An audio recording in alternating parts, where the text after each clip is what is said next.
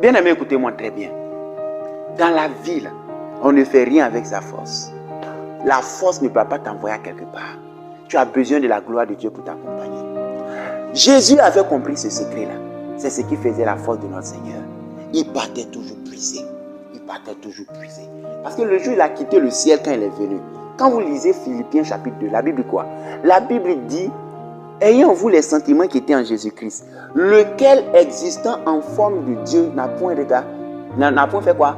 N'a point regardé comme une proie arrachée d'être égal avec Dieu. Il avait quoi? La Bible qui s'est dépouillé lui-même en prenant une forme de serviteur et ayant paru comme un simple homme, il s'est humilié. Écoutez, Jésus s'est dépouillé de sa gloire au ciel. Donc quand Jésus est venu sur la terre, là, il est venu vraiment paru comme un simple homme. Il s'est dépouillé de sa gloire. Donc je vous ai dit qu'on ne peut pas opérer sur la terre sans la gloire de Dieu. Et il avait effectivement besoin de cette gloire-là pour opérer sur la terre. Donc qu'est-ce qu'il devrait faire? Il connaissait comment on récupérait la gloire-là. Et quel était le chemin pour récupérer la gloire? C'était la prière. Et je vous ai dit quelle prière? La prière avec la crainte de Dieu. La prière où on craint Dieu. Quand tu crains Dieu, ça ouvre le ciel quand tu pries. Et la gloire de Dieu descend. Alléluia. Donc, Jésus connaissait le chemin pour récupérer ce qu'il a laissé au ciel. Parce qu'il sait qu'on ne peut pas opérer sur terre sans ça. C'est pourquoi il a fait ça afin de nous montrer à nous les hommes comment on fait.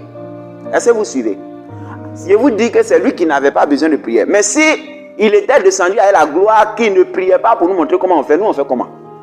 On n'allait pas avoir de modèle. Or, il est venu pour être un modèle parfait.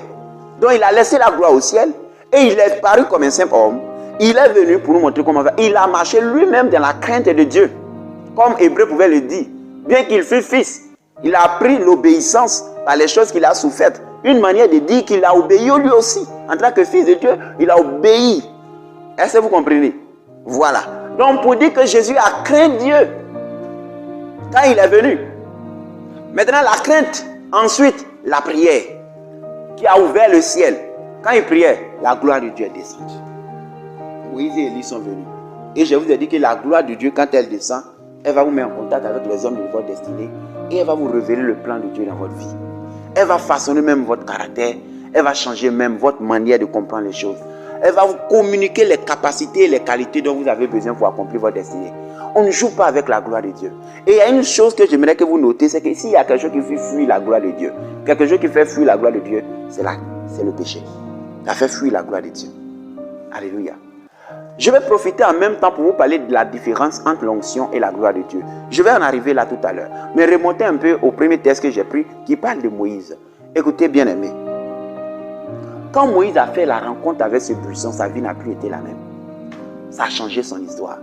Il est devenu capable d'accomplir des choses que naturellement il ne pouvait pas accomplir.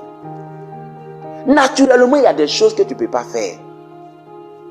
Mais la rencontre avec le buisson va changer ton caractère. Et tu seras capable de le faire. Naturellement, un homme ne peut pas arracher quelqu'un dans la main de Pharaon. Écoute-moi, l'enjeu pour sauver la Côte d'Ivoire est trop grand. Le prince des ténèbres qui est assis sur cette nation-là, tu n'as pas idée de ses racines. Le monde que tu veux impacter là, le diable, le prince de ce monde, bien aimé, le prince qui est assis sur ce monde-là, tu n'as pas idée de ses racines. Tu as besoin d'un homme plus fort que lui pour le terrasser. Parce que pour arracher quelqu'un, c'est comme tonton Jonas prend quelqu'un en otage. Pour que j'arrache la personne dans la main de tonton Jonas, il faut que je sois plus fort que tonton Jonas. C'est pourquoi, quand Dieu a envoyé Moïse en Égypte, il a commencé à transformer le bâton en serpent. Le problème, ce n'était pas de transformer le bâton en serpent. Le problème était ici. Quand les Égyptiens, les magiciens de Pharaon ont transformé aussi leur bâton en serpent, Dieu était juste en train de montrer quoi? Au Pharaon que ma puissance est plus forte que pour toi, donc je peux t'arracher mon peuple. Mon serpent va avaler tes serpents. Quand le serpent de Moïse a avalé leur serpent, Dieu voulait juste dire que c'est le serpent qui avale son ami qui est le plus fort. Donc c'était à Pharaon d'avoir la révélation que la suite de ce gars-là, son serpent avalé pour moi, c'est que par là, on laisse ça tomber, il n'a pas vu le jeu. Donc c'est pour dire quoi? Si tu n'es pas plus fort que le prince qui règne sur ta nation, tu ne peux pas sauver ta nation. Tu as besoin de la puissance de Dieu pour t'accompagner. Amen. Ta famille que tu veux libérer là, tu ne sais pas quel prince des ténèbres est assis sur cette famille. Ou quelle principauté est assise sur cette famille. Mais si le principauté ou le prince ne tombe pas, ta famille ne peut pas être libérée. Quand tu veux rentrer dans la maison d'un homme fort, libérer ses sujets sans d'abord terrasser cet homme fort. On ne peut pas libérer les enfants d'Israël en Égypte sans avoir terrassé Pharaon lui-même. Or, Pharaon, c'est un roi, mais il y a un prince des ténèbres qu'il a établi. Donc, quand Dieu frappait là, c'est les princes là qu'il frappait. C'est les dieux de l'Égypte qui frappaient.